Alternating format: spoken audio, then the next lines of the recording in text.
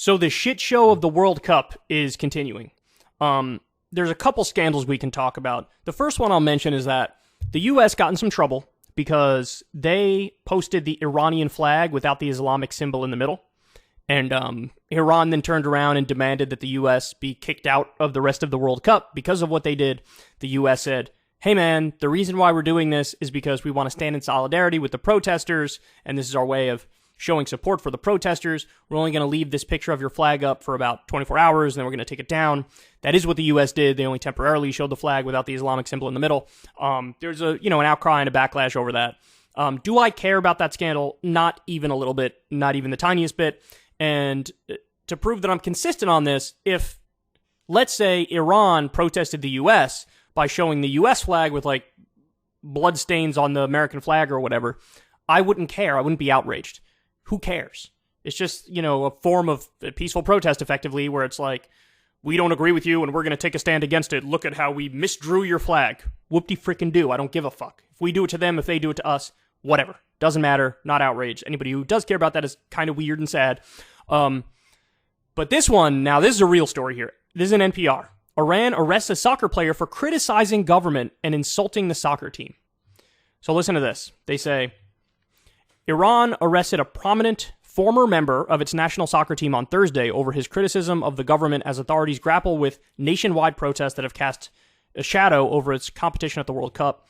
The semi-official Fars and Tasnim news agencies reported that Voria Ghafouri was arrested for insulting the national soccer team and propagandizing against the government.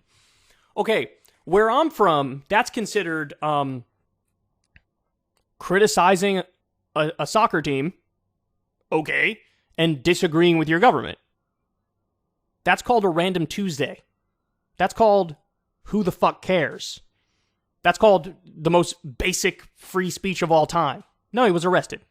Ghafouri, who has not chosen to go to the World Cup, has been an outspoken critic of Iranian authorities throughout his career. He objected to a long-standing ban on women spectators at men's soccer matches, as well as Iran's confrontational foreign policy, which has led to crippling Western sanctions. So in other words, this guy's based. He's standing up for women's rights. He's saying, hey, we shouldn't be bellicose with our foreign policy. And by the way, the U.S. shouldn't be bellicose with our foreign policy either, right? But he's actually criticizing his own government, which is, the hallmark of what a leftist is and should be. Criticize your government. Try to improve it. That's what he was doing. More recently, he expressed sympathy for the family of a 22-year-old woman whose death, while in the custody of Iran's morality police, ignited the latest protests. Well, how dare he do that, right? This is a guy who was like, yeah, maybe don't kill the 22-year-old because she showed her fucking hair or some shit. Maybe don't do that. Maybe that's extreme. Maybe you're the problem there. Maybe you're the criminals there. Nope, can't express that opinion. In recent days, he also called for an end to a violent crackdown on protests in Iran's western Kurdistan region. The reports of his arrest came ahead of Friday's World Cup match between Iran and Wales. At Iran's opening match, a 6-2 loss to England, the members of the Iranian national team declined to sing along to their national anthem, and some fans expressed support for the protests. So, look, I said at the time, that was super brave, because these people don't know. They hop on a plane and go back to Iran, and you could have, law enforcement waiting for them to lock them up immediately. And they all took a stand. Now, they got shit for not going further. Some people said, you got to take a knee. Some people said you should have done the thing where you're pretending to cut your hair because that's a more direct sign of support for the protesters. But just the fact they didn't sing the national anthem, that took fucking balls, knowing you're putting yourself at risk, knowing you're putting your families at risk. So I give them credit for that. Now, as of right now, these people haven't been arrested, but they're still playing soccer. So we don't know what's going to happen. Maybe when they go back to Iran, they will be arrested. Or maybe not. I don't know. But they are arresting this guy who was formerly on the Iran national team. Now, by the way, there's speculation, maybe the reason he wasn't picked this time is because he's so outspoken against the government. So they knew he would probably protest. They guessed the people that they sent would not protest, but obviously that didn't go the way they wanted it to. All right, where was I in this?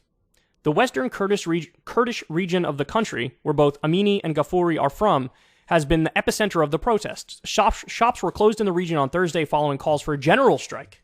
Based Iranian protesters. Iranian officials have not said whether Ghafouri's activism was a factor in not choosing him for the national team. He plays for the Khuzestan Fuland team in southwestern city of Avaz.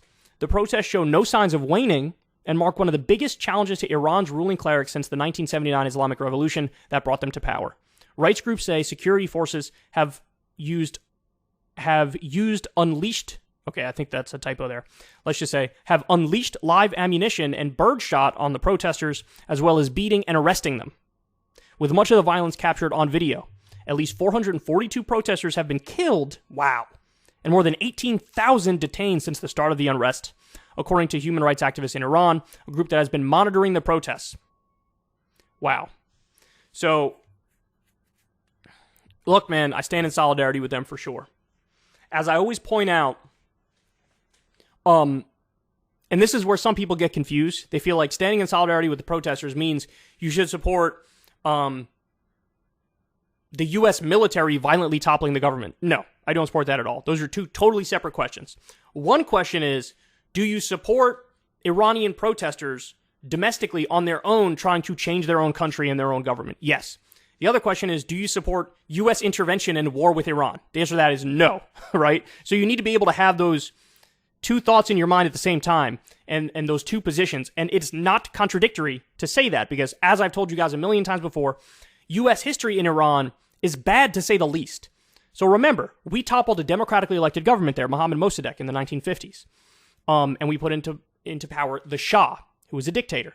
Now, he was a secular dictator, but a dictator nonetheless. So what they did is they modernized when it comes to social issues, and, you know, women were more free. It wasn't hardcore Islamic rule. But in other ways, he was very violently repressive. And so some of the organizing against the Shah came in the mosques. And so then in 1979, there was the Islamic Revolution, which toppled the U.S.-backed Shah. Now, the Shah also let us basically steal their oil and gas, the U.S. and the U.K. We got cheap oil and gas from them under the Shah. By the way, the reason Mossadegh was toppled is because he wanted to nationalize the oil and gas. So the Islamic Revolution happened, and then you've had this Shia fundamentalist government in power for a long time.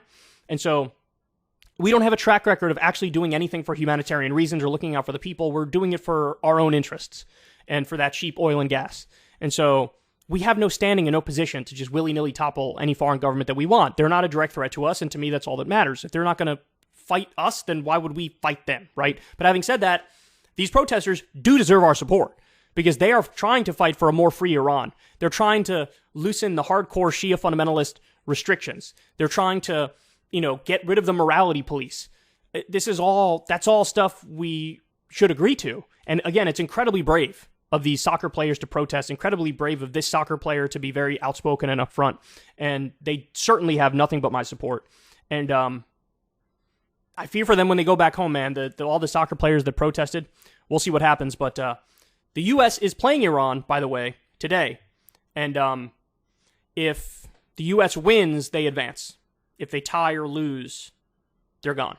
So I guess we'll see what happens with that. By the time you're watching this, we probably already have a conclusion, but there you go. Hey, y'all, do me a favor and like and subscribe. It helps out big time in the algorithm. Click the bell as well for notifications when videos drop. And watch that video on screen right now. You know you want to.